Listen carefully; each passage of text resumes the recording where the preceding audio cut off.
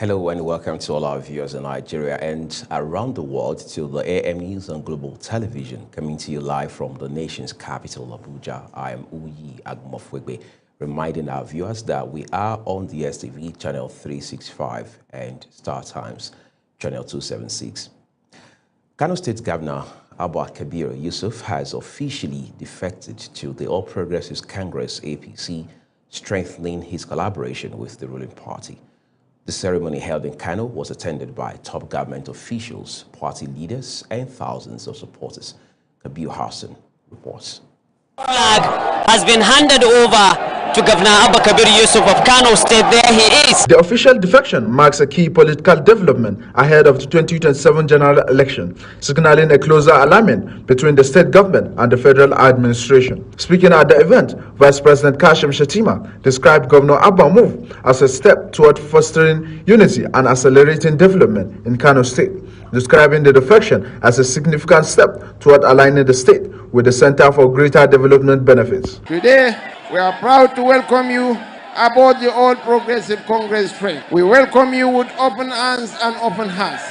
President Bola Tinubu has approved the release of 5 billion naira to the government of Kano State to serve as palliatives to our distressed businessmen.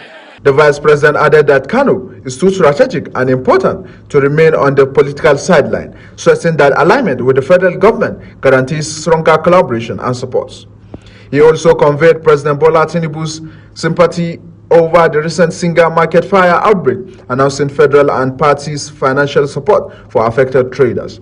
In his speech, Kano State Governor said the move is aimed at repositioning the state for greater development and federal collaboration. He described the decision as one driven by responsibility, not personal ambition, stressing that Kano people want result, not political arguments. The development today is driven by alignment, by cooperation, and access to national opportunities. That reality informed our decision to align Kano State with the APC. Speaking on Abba defection, the former chairman of the All Progressive Congress, Abdullahi Ganduje, described the move as a major boost for the party in Kano and northern Nigeria. Let me assure you, the governor of Kano State is a very patient governor.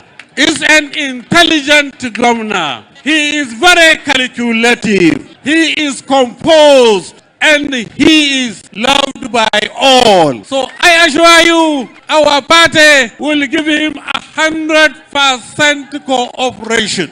The APC national chairman, Nintaye Yilwada, has endorsed President Bola Tinubu and praised Governor Abba Kabir Yusuf for joining the ruling party. Speaking to party leaders, Yilwada highlighted Kano's commercial significance and urged residents to support President's development agenda, assuring continuous backing for Governor Abba to bring more federal opportunities to the state. Mr. Governor, you have made the right move.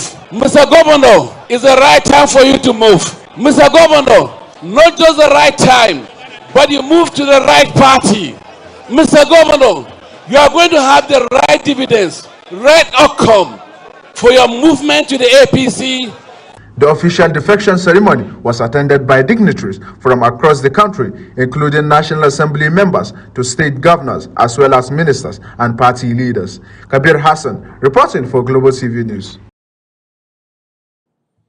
Protesters returned to the National Assembly demanding that real-time electronic transmission of election results must be mandatory in the Electoral Act Amendment Bill 2026.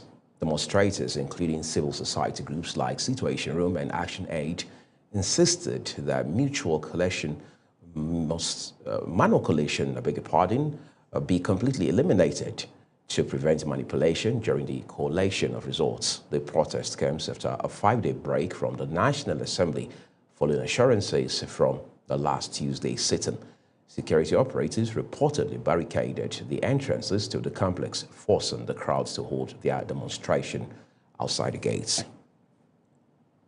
Meanwhile, the National Assembly has announced that it would reconvene its plenary session today, cutting short its recess amid indications that lawmakers may review the date set for the 2027 presidential election. In a notice signed by the clerk to the National Assembly, Kamoru Ogulano, senators said members of the House of Representatives were directed to resume sitting at 11 a.m. and adjust their schedules accordingly, as very crucial decisions are expected to be taken during the session. However, reports from the National Assembly says it may shift the presidential poll to February 13, 2027. The Senate has approved the 140 billion naira 2026 budget proposal of the North Central Development Commission, with a strong directive for the Commission to prioritize agriculture and security across the North Central region. The charge was given by Chairman of the Senate Committee on NCDC, Senator Titus Zam, during the Commission's budget defense at the National Assembly. Correspondent Anieche Patrick now reports. Lawmakers emphasized the need for strategic investments that directly address food security challenges and the prevailing security concerns within the zone. Shortly after the session commenced, the committee moved into a closed-door meeting to scrutinize the proposals. Addressing journalists after deliberations, Senator Zam disclosed that the panel examined all budgetary allocations and found them aligned with the developmental needs of the region. For this commission, you know that North Central is mostly agricultural, and so agriculture must take a pride of place, and it has been so embedded in their budget.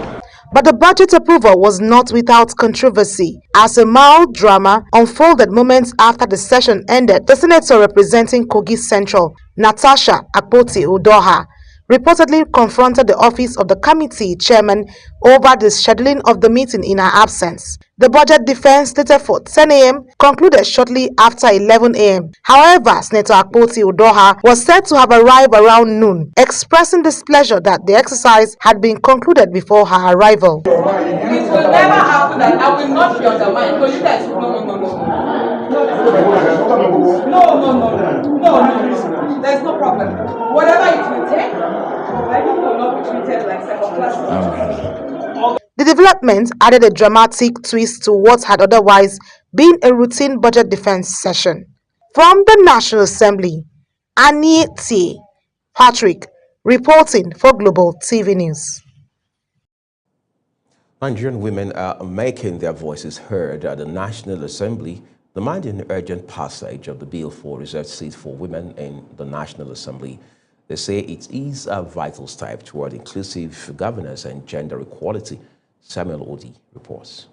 The protesters, which include women with disabilities, stress that increasing women's representation in governance would strengthen inclusion, improve policy outcomes, and deepen democratic participation across the country. They argue that despite Nigeria's democratic gains, women remain underrepresented in elective offices, and the legislation is needed to correct the systematic imbalance. Women are dying in the maternity death road. You have 14 houses of assembly that has doesn't even have a single woman. So who is deciding on issues of women? Election cycle come 2027, where we will see women to be able to go to the polls and to be voted for.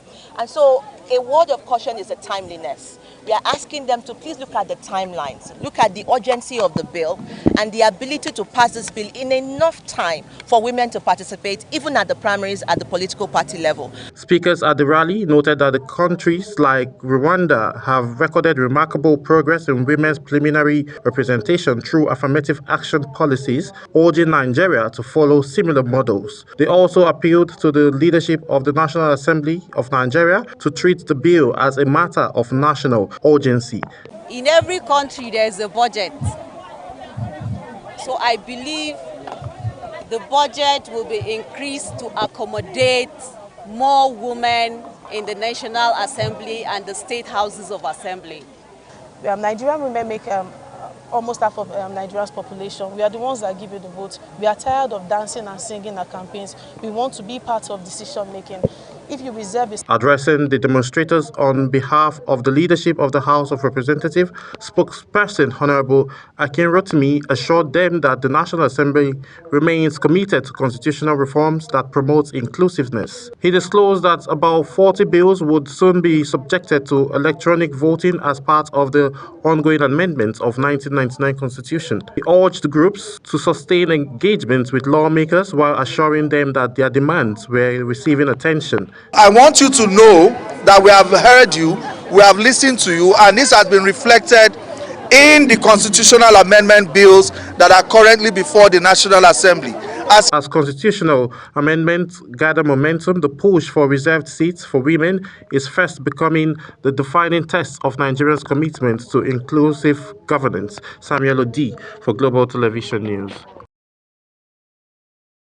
Thanks, Samuel. Former Governor of Kaduna State, Nasir El-Rufai, has honored an invitation extended to him by the Economic and Financial Crimes Commission, EFCC. His arrival at the Commission's office was greeted by protests and counter-protests, which reportedly created a tense atmosphere around the Commission's office in Jabi, although activities remained largely peaceful. Supporters and critics of El-Rufai had converged on the headquarters of the Commission as the former governor arrived. The protesters were, however, divided in their demands, with some demonstrating in support of El-Rufai, while a civil society group, Mega National Movement for Good Governance, called on the Anti-Graft Agency to subject the former Federal Capital Territory Minister to a thorough investigation. Global Television spoke exclusively with EFCC's head of media and publicity, Dele Oyewale, who confirmed that El-Rufai was being interrogated by investigators. He was invited to offer some clarifications, explanations over some issues, and he honored the invitation, and he's with our investigators as we are talking. Oyewale also assured the public that due process and fairness will guide the Commission's handling of the case, stating that the laws of the land are clear on the allegations that have been advanced against El-Rufai. And we told them that yes, the EFCC will do the needful, and we will leave no stone unturned in addressing all of the issues that are peculiar to his invitation by the Commission. So we will do it as we normally do it, and our professional pedigree will be brought to bear, and the nation will eventually know that the Commission is acting in its best interest. As Nigerians await the outcome of the interrogation, all eyes will once again be on the EFCC.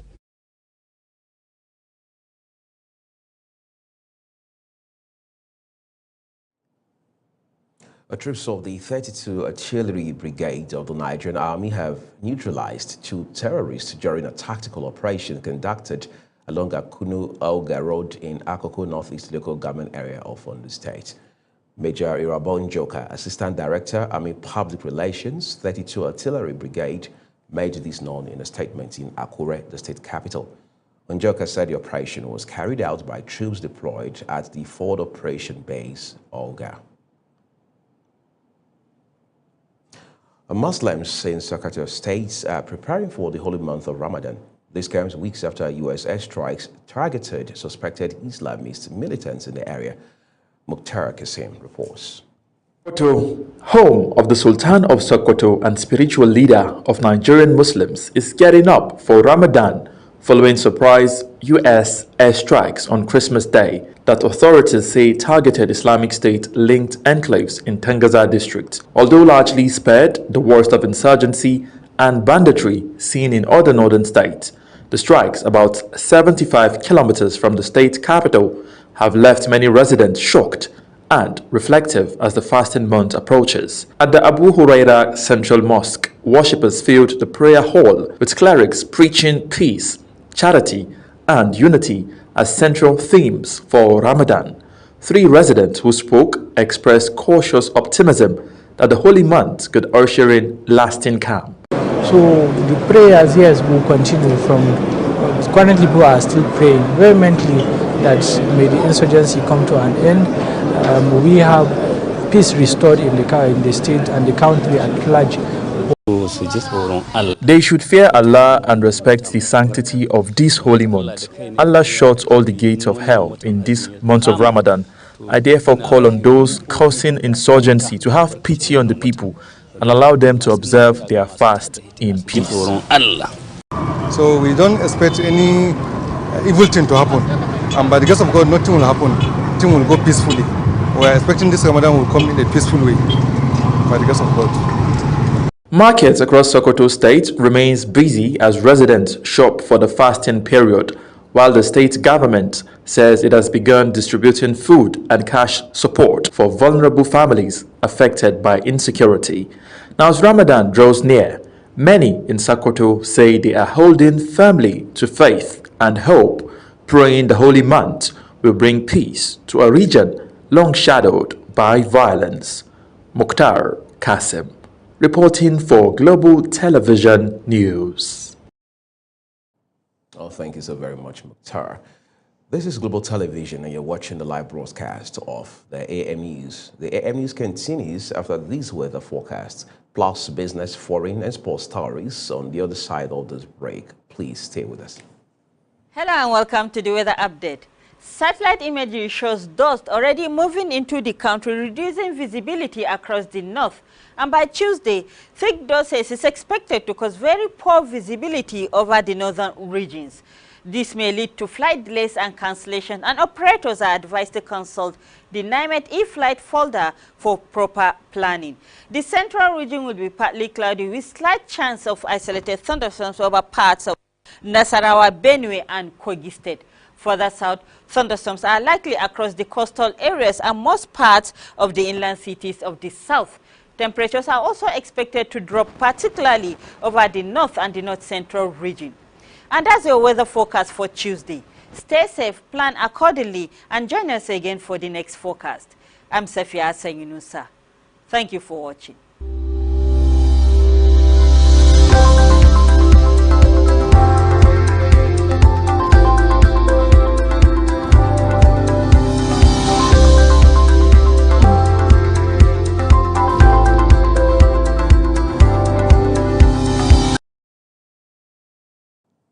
Well, thank you so very much, everyone, for staying with us here on the AM News. The second part of this news broadcast now returns with business.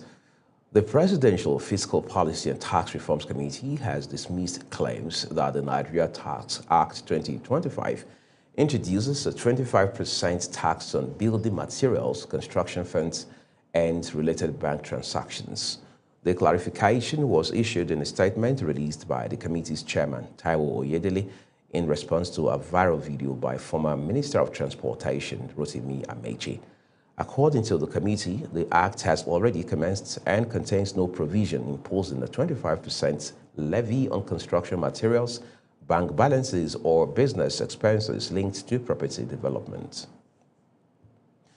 The National Bureau of Statistics, NBS, says Nigeria's capital importation surged to $6.01 in the third quarter of 2025, representing a 380.16% increase compared to $1.25 billion recorded in the corresponding period of 2024.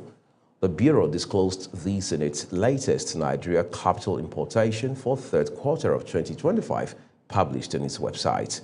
The report showed that capital inflows also rose on a quarter-on-quarter basis, climbed by 17.46%, from $5.12 billion recorded in the second quarter of 2025 to $6.01 billion in last year's third quarter. The Nigeria Labour Congress, NLC, has called for an immediate and comprehensive review of the entire power sector. President of the union, Joe Ajaero, made the call during the National Union of Electricity Employees annual conference on women and youth in Abuja. Ajaero lamented that over a decade after the much celebrated privatization of the power sector, electricity generation remained comically stagnant at between 4,000 and 5,000 megawatts, same level as the pre-privatization era. Let's take you to the foreign scene now. The United Kingdom Prime Minister Keir Starmer says urgent action is needed to better protect children online. Starmer says current safeguards are not strong enough, including when it comes to AI chatbots. Mukhtar Qasim has details for us. Speaking at a community hub in southwest London, Starmer stressed that the rapid growth of digital platforms and artificial intelligence tools present new risks for young people. He said the government is reviewing protections to ensure children are shielded from harmful content and unsafe interactions online. The Prime Minister made clear that existing measures fall short and pledged swift action. But I'm really clear the status quo, things as they are now, is not good enough. Nobody can make the argument that things can be left as they are. They can't, they're not protective of children, and we intend to act. We can't have 8 years when it comes to social media and whether we ban it or massive restrictions in place. So we've taken the powers now, we're taking the powers to make sure we can act within months, not years. Starmer added that regulating emerging technologies, including AI-powered chatbots, will form part of a broader push to strengthen online safety laws. The government is expected to outline further steps in the coming months as it moves to tighten digital protection for children across the United Kingdom. Mukhtar Qasim, reporting for Global TV News. Away from Mokhtar's report now, Iranian Foreign Minister Abbas Araghchi has arrived in Geneva for high-stakes second round of nuclear talks with the United States aimed at reducing tensions and averting a new military confrontation that Iran's supreme leader Ayatollah Ali Khamenei has warned could turn into a regional conflict. Araghchi said he will be joined by Iranian nuclear experts for a deep technical discussion with Rafael Grossi, the head of the International Atomic Energy Agency, IAEA. Iran and the United States have renewed negotiations earlier this month to tackle their decades-long dispute over Tehran's nuclear program as U.S. deploys warships, including a second aircraft carrier, to the region as mediators work to prevent a war. Israeli Prime Minister Benjamin Netanyahu has outlined the conditions he considers necessary for any prospective deal between the United States and Iran, including the dismantling of all Tehran's nuclear infrastructure. Speaking at the annual conference of presidents of major American Jewish organizations, Benjamin Netanyahu said he is skeptical of a deal but had told U.S. President Donald Trump last week that any agreement must include several elements. His comments came as Iranian Minister of Foreign Affairs Abbas Araghchi headed to Switzerland for a second round of nuclear talks with the United States.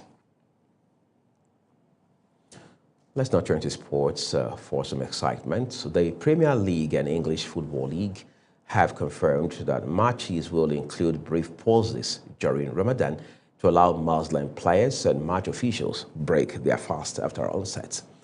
According to BBC Sports, Ramadan, the Islamic holy month during which Muslims abstain from food and drink from dawn until sunset, begins this week and will last for about a month, with sunset in the UK typically occurring between 1700 hours and 1900 hours GMT. During this period, the only fixtures likely to see a pause are Saturday 17.5 hours kickoffs and Sunday 16.5 hours kickoffs. Super Eagles of Nigeria will take on Jordan in an international friendly in Amman in March. Jordan will use the friendly as part of their preparations for the 2026 FIFA World Cup. Nigeria's availability for the game will, however, depend on FIFA's impending ruling on the country's eligibility protest against the Democratic Republic of Congo, DRC.